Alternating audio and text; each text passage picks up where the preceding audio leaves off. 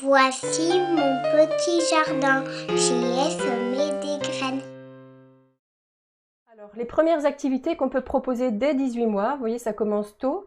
Alors évidemment, avant, l'enfant aussi joue, c'est important qu'il apprenne à attraper des objets, même avant, on lui donne souvent des mobiles, des choses qu'il puisse attraper, il attrape des choses, mais on va voir qu'on peut organiser des premières activités vers 18 mois.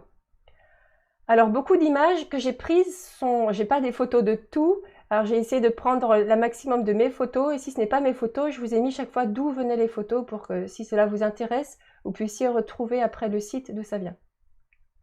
Alors, un jeu qui intéresse beaucoup les petits, c'est mettre un objet dans un trou. Alors là, c'est selon votre imagination, selon votre matériel. Vous voyez que ce qu'il y a devant vous sur les images, il n'y a rien de très compliqué. Ça coûte rien, enfin c'est du matériel qui est à la maison. À gauche, vous voyez un petit enfant qui met des pompons. Alors on peut mettre ce qu'on veut, on peut mettre d'autres objets dans des trous, et en fait l'enfant, ça va le passionner de mettre dans le trou, de voir que ça rentre dedans ou que ça rentre pas. Vous le laissez, s'il prend un autre objet plus gros, laissez-le tester, expérimenter. De mettre, c'est déjà un geste précis. Regardez sur la photo à gauche, vous voyez que la main de l'enfant, elle attrape avec tous les doigts sont à gauche et à droite du pompon, on n'a pas encore le mouvement de pince précis, c'est toute la main qui attrape.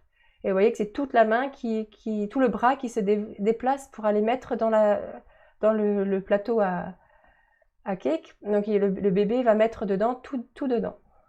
Donc c'est un âge où ils expérimentent, ils aiment bien mettre les choses, les sortir, les remettre. Laissez faire, vous avez 1000 activités à inventer, faites juste attention effectivement aux petits objets, mais ils aiment beaucoup les petits objets. Comme vous voyez sur les deux photos de droite, des haricots, un enfant qui nourrit une poule, c'est simplement une boîte à chaussures sur laquelle ils ont dessiné une poule, à la place du bec ils ont mis un trou, et l'enfant il doit nourrir la poule en lui mettant des trous, des haricots dans le bec. Donc c'est très amusant parce qu'il y a le côté ludique, mais voilà, évidemment un haricot sec, si votre enfant l'avale, c'est dangereux.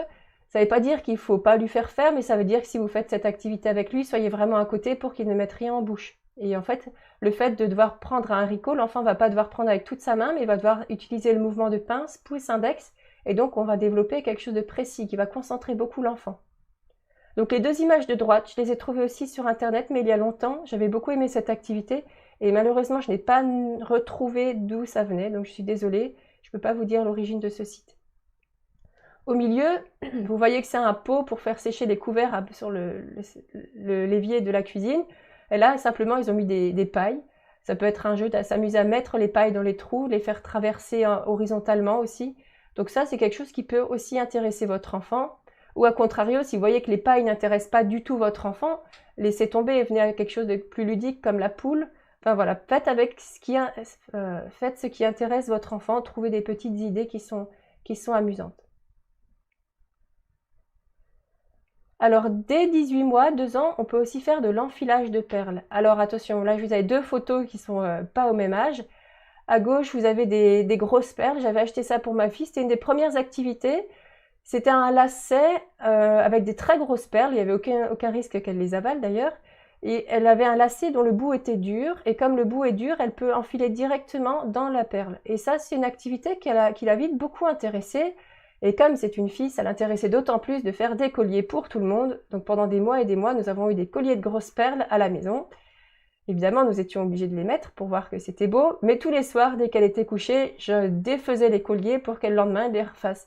Et fallait pas les défaire devant elle, sinon c'était un drame. Mais tous les soirs, je redéfaisais les colliers. Et elle a recommencé ça pendant des jours, des semaines et des semaines. Elle s'amusait à enfiler. Donc on a le mouvement de pince, de coordination des deux mains. Parce que c'est pas le même mouvement. Une main tient la perle, l'autre doit viser le trou. Donc c'est déjà aussi des activités qui plaisent bien.